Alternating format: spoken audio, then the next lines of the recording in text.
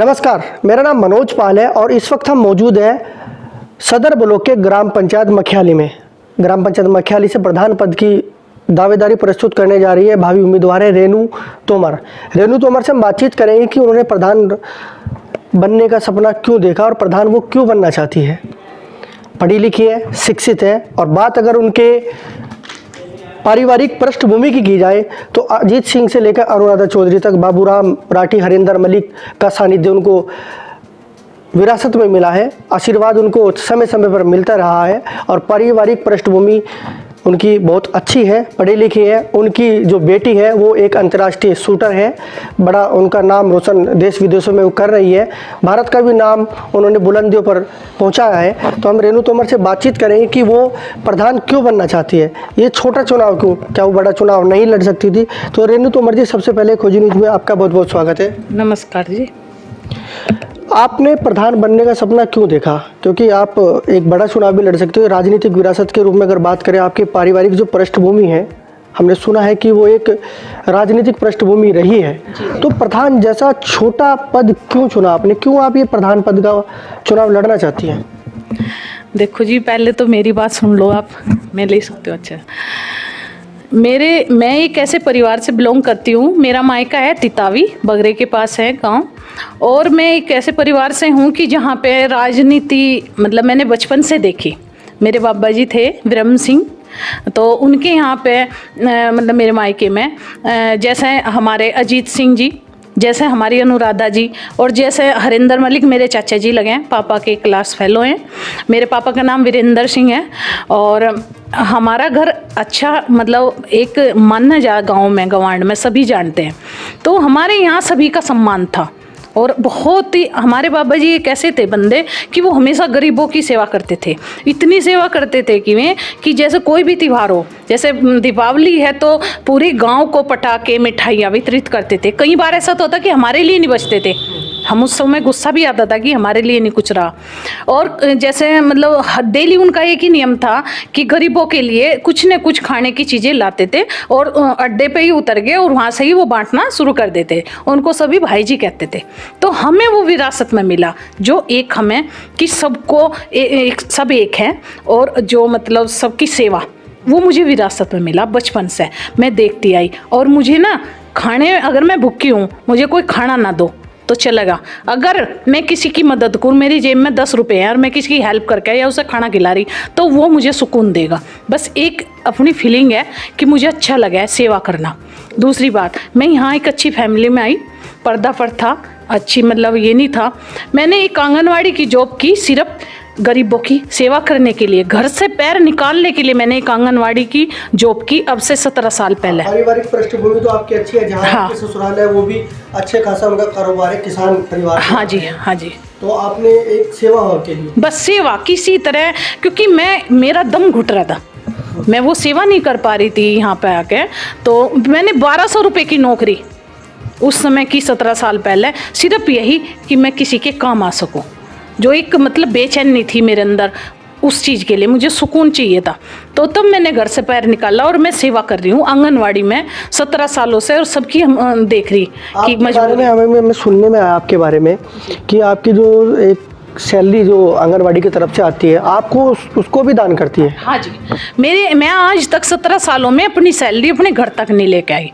मैं हमेशा कहीं चाइल्ड क्यू और जैसा वृद्धाश्रम है मंडी में, वहाँ पे इस तरह से गरीबों की सेवा में, जैसा किसी मंदिर में कलर करवा दिया, कहीं पे मतलब गेट लगवा दिया, इस तरह से कहीं कमरा बनवा दिया, इस तरह से मैं अपना, और किसी कन्या की शादी में मतलब वो दे दिया। मैं इस तरह से उसे यूज करती हूँ अपनी सैलरी को। कभी कभी आपको देखा गया कि आप खाना वगैरह भी लेकर पहुँचती है वृद्धाश्रम? हाँ जी, हाँ। मैं हर हफ्ते में कहती है माताएं कि हमको कढ़ी खानी है या फिर हमें साग खाना है, तो मट्ठा पीना है, तो उस तरह से मैं उनकी चॉइस के अनुसार उनके लिए लेके जाती हूँ।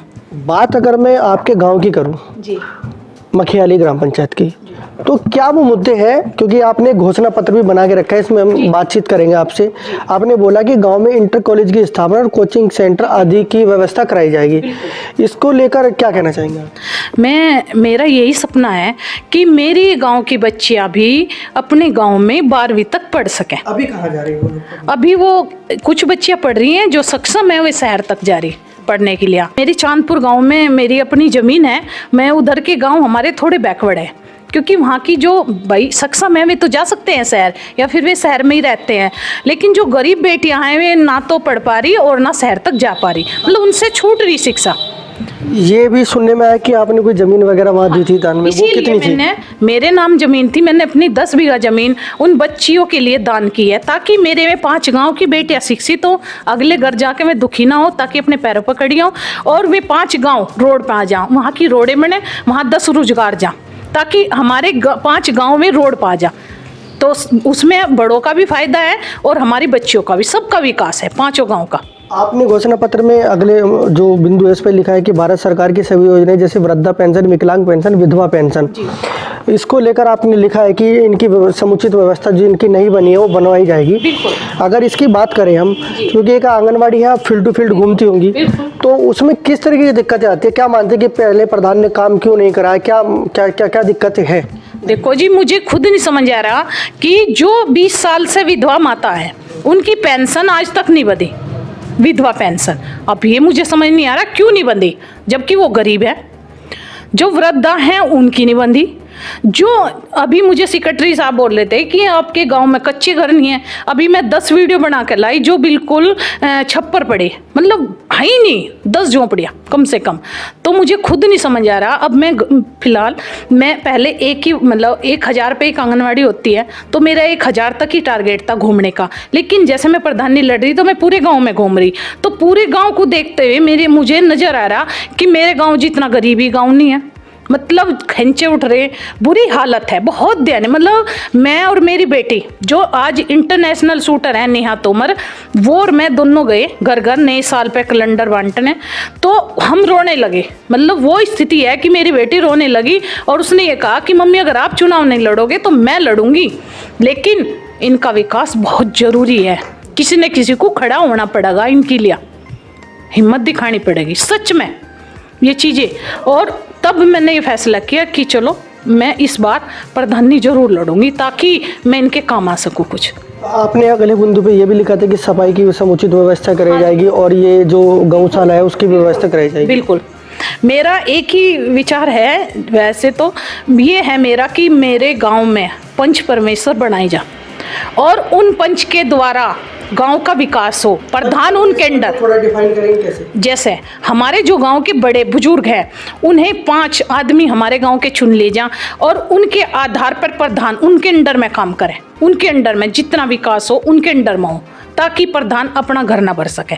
और सारी हर महीने बैठक बुलाई जा पूरे गांव की चौपाल, जिससे मतलब उनकी सब समस्याएं सुनी जा। वहीं पे अधिकारियों को बुलाई जा, हर विभाग के अधिकारी वहाँ आए, चाहे वृद्ध पेंशन का अधिकारी हो, चाहे मकान का अधिकारी हो, चाहे सेक्रेटरी हो या पटवारी हो, उन सबको वहाँ बुला के हर किसी की समस्या फेस टू फेस की जा। और एक और चीज़ें हैं, जैसे हमारे गांव में झगड़े होते हैं तो तुरंत चौकी पे जाए। और गरीबों की इतनी शिकायतें हैं जिनके घर में खाने के लिए अनाज नहीं है, वे 50,000 रुपये कहाँ से चौकी पर देखाओगे। तो उनकी ये समस्याएं हैं कि जो छोटे मोटे झगड़े हैं वे हमारे पंचों द्वारा ही समाप्त हो, ताकि उनके घर मतलब उन्हें शोषण ना हो उनका।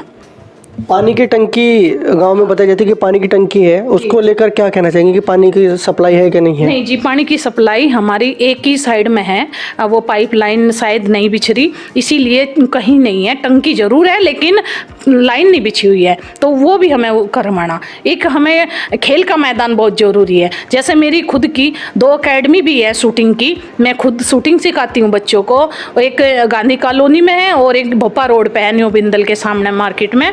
कुछ बच्चों को मैं फ्री भी सेवा दे रही, जो गरीब बच्चे हैं उन्हें मैं फ्री सिखाती हूँ, उन्हें फ्री ले जाती हूँ जहाँ पे जी उनके मैच होते हैं।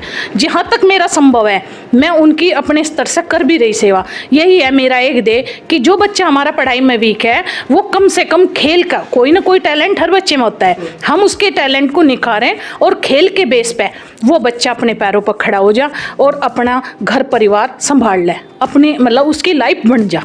बस यही है कि खेल का मैदान हमारी जीवन तो कट गया।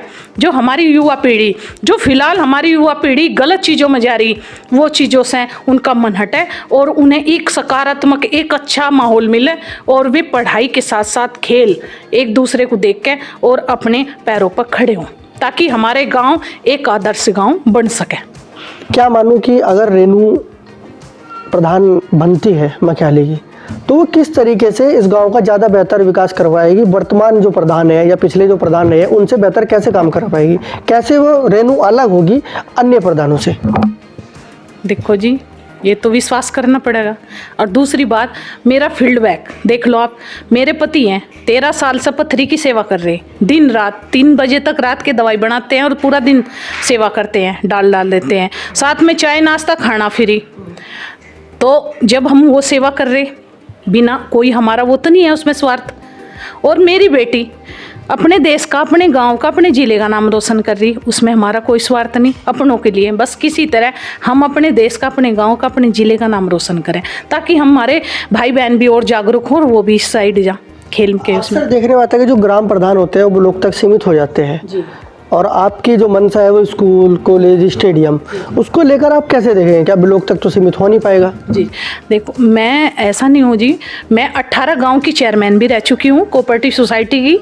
मेरा यहाँ तक ही वो नहीं है कि मेरा एरिया बस यहाँ तक है कि मैं गांव और ब्लॉक तक सीमित रहूँ। अगर मैं अब भी कोशिश करी, मैं प्रधान नहीं हूँ लेकिन मैं आज भी इतनी सक्षम हूँ कि मैं ये सब चीज़ें करवा सकती हूँ, लेकिन कुछ कमी आ रही। एक पावर बहुत ज़रूरी है साथ में, और वो मैं इसीलिए मैं प्रधानी की दावेदार हूँ कि मैं उस पावर को लेकर फिर 100% मेरा काम हो जाएगा। क्योंकि मैं अपने स्तर से, मैं अपने यहाँ पे फैक्ट्री में स्टेडियम खोलना चाह रही थी और डीएम को मैं कह रही थी कि जी आप थोड़ा परमिशन दे दो, और नहीं मिल पाई। तो तब मुझे महसूस हुई ज़रूरत कि नहीं, पावर बहुत ज़रूरी है। पावर मेरे साथ होगी तो मैं लखनऊ तक जाऊँगी और जितने मैंने वादे किए चुनावी, इनसे कम से कम 10 गुना फालतू मैं कम करूँगी। और इसीलिए मैं ये चाह रही कि मेरे पंच हों, ताकि मैं उनके अंडर में काम करूँ, उनकी नज़रों में, उनके बीच में।